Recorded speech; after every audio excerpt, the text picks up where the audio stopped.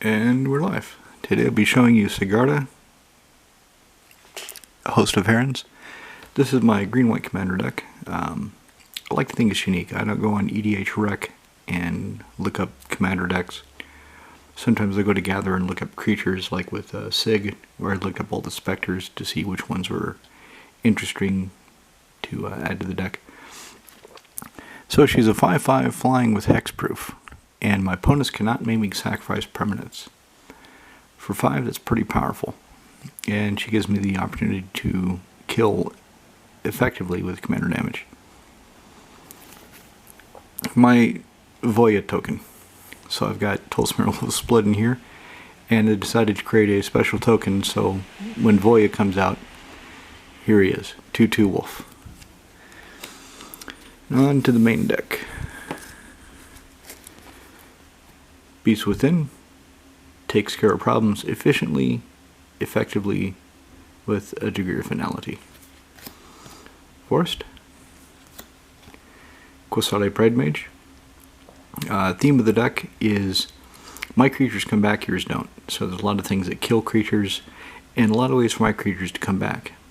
So not just Sun Titan, but I've got other ways of, when I sacrifice him, giving him persist and bringing him back. Birthing Pod, for when I need something a bit bigger than what I have on the table at the time. Gaia's Cradle. It does what it does, and it is what it is, and it costs what it costs. Jesus Christ, it costs a lot these days. I remember back when, a long time ago, I could buy those for $10 US. Not anymore. Sungrass Prairie. Plains. And in Sigarda I've got the Omarion set of Lorwyn Plains and Forests. Windswept Heath. Crop Rotation. Weather Wayfarer. Very minor sub-theme of the deck is lands. I wanted to do some fun things with lands, use some cards that don't really have a home anywhere else. And this lets me go find lands as long as the condition is met. As long as somebody has more than I do. Maria's Wake. Make my creatures bigger. Make my mana more abundant. Wall of Blossoms. It could be better choices now. I haven't upgraded this deck in a long time. But with the ability for me to bring the creatures back, this is multiple uses of drawing that card when it comes into play. Austere Command, for when I need to blow up a lot of things. Sometimes I want to blow up everything, but of course I only get to choose 2 modes, and sometimes I really would like to choose 3. So, hard decisions. Oversoul of Dusk. There's been a few times where she's been hard to cast because of that 5 white or 5 green. I've worked on taking more of the colorless sources mana out of the deck, so I don't have that problem as often. But the protection from black, red, and blue, that's very relevant in most commander games. Solemn Simulacrum. Linvala, Keeper of Silence. This is the creature that pisses off my opponents the most. She comes down, active abilities creatures can't be activated, and these days with so many creatures having activation costs, they just keep pushing it as the power creep increases and they need to provide more things that people want to buy. She becomes more and more important to the game. Plains. Ancient Tomb. One of the colorless sources of mana, but it's efficient. Provides 2 at a cost, so I keep it in there. Okina. Temple to the Grandfathers. Medicine Runner. Now, he's in here because I've got cards with persist triggers and way to get them persist triggers. So he can come in and take that neg-1, neg-1 counter off.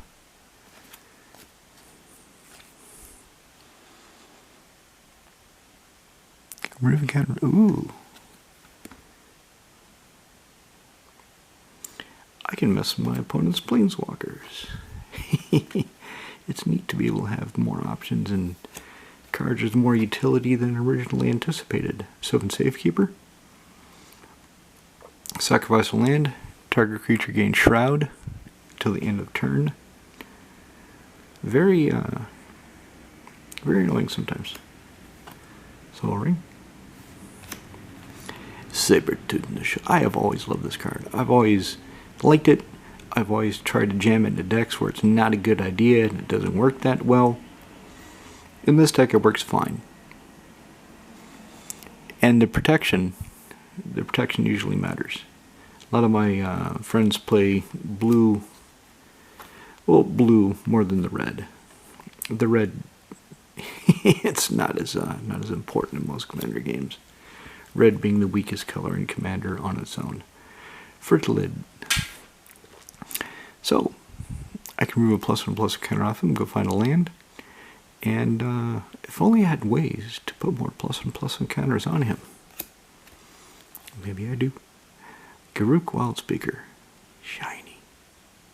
Make beasts, untap lands, beat people in the head. Eganjo Castle. There's no real purpose, it's just here because I like it, and sometimes it matters, sometimes it helps. Now here we go. So she's in play, and I give my creatures persist and they die. They come back and she says, "You can't have any neg-1, neg-1 counters, dudes." And they say, "Thank you, Milera. Thank you very much."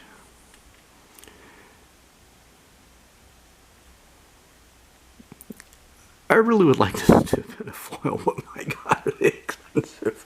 I think they're €70. And there's so many cards I want, so many things to buy.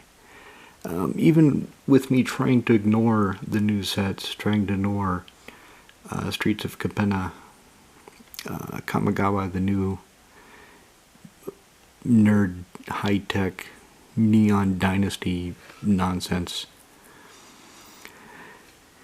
I can't always get the premier versions of the cards. Can't always justify it. So on to more foils. Swift of Boots. Steward of Valoran.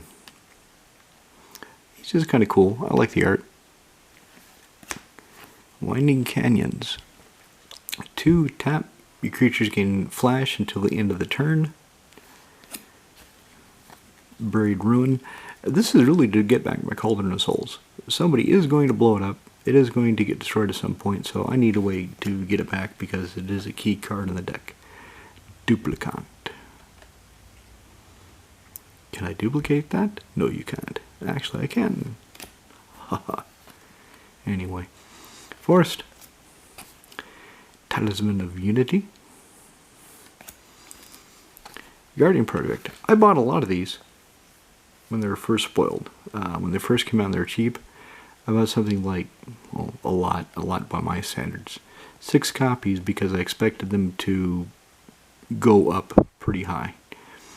They didn't do that. I've noticed they've been moving up lately, but I managed to find more decks to put them in. So I'm keeping the ones I have.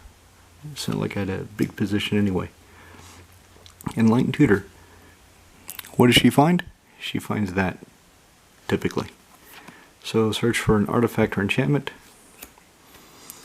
Here is the key card in the deck, Cauldron of Souls. Tap. Choose any number of target creatures. Each of those creatures gains persist until the end of the turn. So if I give my creatures persist, and I kill them, they come back. If I have Milera, they come back without the neg-1, neg-1 counter, so even the 1/1s live. It's a win-win for me.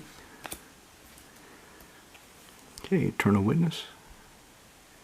That alternative Therese Nielsen art. I'd like to see her come back, but I guess she went against Wizards' pandering woke nonsense. Therefore, she will not be allowed to return the Fold of Magic. That said, I was really surprised to see that Phil Foglio has a card in Double Masters 2. Now, my assumption is that it's Slush Heart, that he didn't create it new for the set. So I'd like to investigate that. I'd like to find out if he's going to be doing more things, if Kaya will be coming back, or if it was just something they had lying around anyway and they just used it. Wooded Bastion, green-white filter land. Celestia Signet, more mana rock. Harmonic Sliver. So when he comes into play, destroy target artifact or enchantment, and with the persist, he can keep doing it. Nykthos, Shrine to Nyx. Here we go, Comrade Loxodonsky. When Comrade Loxodonsky enters the field to serve the people, you gain 4 life. And you spend green-white. Sacrifice him, regenerate all creatures you control. Darksteel Plate, mainly for Sigarda. Give her the Dex protection so I can smash face more efficiently. Karmic Guide. She comes into play, brings somebody back out of the graveyard.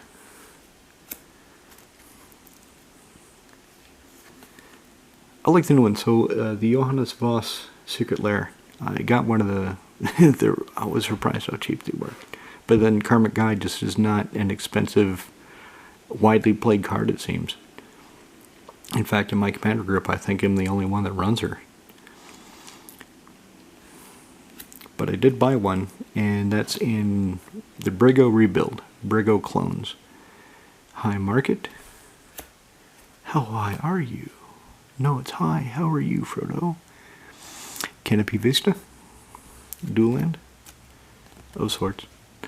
Route. Now here we go. Now we start getting into the ways of killing everything. So, if I give my creatures persist, I must have some kind of way of killing all the creatures. Well, there's Route, and I can cast it as an instant for paying an additional 2. So 7, it's an instant speed, a Wrath of God. I have Megiddo the Lion, another instant speed, Wrath of God. 4, discard 2 cards from my hand. Wrath of God. Except for him. He's not going to kill. He's not suicidal. Okay, so this is. I love the art of this. When I first saw it, I thought that's just fantastic. That looks amazing. So it's essentially a gifts and given for lands. Search the library 4 land cards, different names, reveal them. An opponent chooses 2. Put those in your graveyard and the rest in your hand. Then shuffle your library. Gifts and given for lands. Exactly what it is. Crimson Verge. Yosei, the Morning Star. If stuff is going to keep coming back, I might as well have a stacks effect, yeah? You have my Cradle of Growth, the second newest addition to the deck. I mean, why not? And here we go, Dauntless Escort. So, I've got Comrade Loxodonsky that can regenerate all my creatures if I cast an instant speed kill. I've got Dauntless Escort. I can sacrifice him, give them all indestructible with the mass kill. Or I've got the Cauldron of Souls. So I've got 3 ways of making sure my creatures don't die when I kill all the creatures. Sun Titan. I actually opened him in a pack. And I remember I was kind of disappointed. I was like, it's only a foil Sun Titan. I didn't get anything really good. And then I was building Sigarda, and I thought, I did get something. The Magic Gods knew what I needed. I didn't at the time. Remember the Fallen? Another way to get my Cauldron of Souls back. Or a key creature. If things have gone a bit sideways. Heart Warden. So, if I've given everything persist, killed everything, and I didn't have one of my ways of taking off the counters, I can play him and he can effectively do the same thing. So beginning upkeep, take those neg1 counters off my creatures. Temple of the False God. Brushland. Kitchen Finks, the alternate art. I've got the alternate Internal Witness, so it seemed to make sense that I use the alternate Kitchen Finks. Angel of Finality, your graveyard will go away. Hero, another way of playing with the lands. Command Tower. I think anybody watching this knows what this is and doesn't even want an explanation. Teferi's Protection. So, last ditch. Things have really gone bad. My plan is not working. I'm going to get smashed.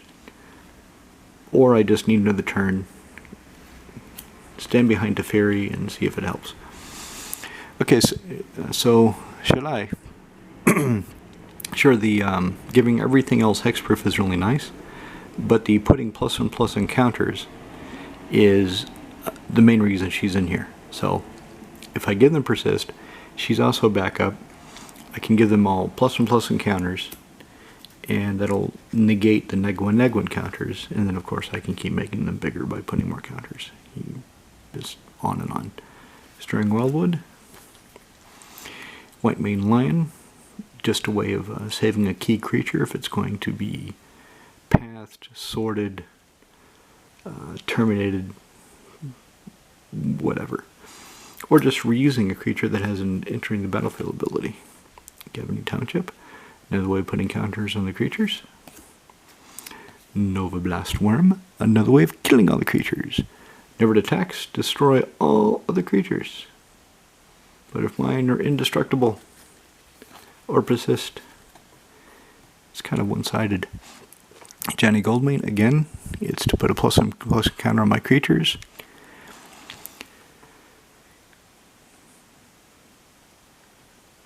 I think this is worth nothing these days, just as an aside. Temple Garden. And since I've got the alternate Kitchen Finks, alternate Eternal Witness, I also have the alternate Acidic Slime. Bit of dirt in the sleeve, there we go. And I think my camera is going to cut off, so I'll just show Archon of Justice. And then start part 2. So I could put my, as an aside, I had Brigo. Brigo was just good stuff, blink for value, stacks, things like this. And it was so damn oppressive, it wasn't fun for me to play. But in Sigarda, first I have to have a way of killing him, getting him to die. And usually my opponents are not so accommodating. Hey, look, you've got this big dragon, just block the damn Archon, come on, man, help a brother out. But they don't, they just take the damage. Alright, let's stand by for part 2.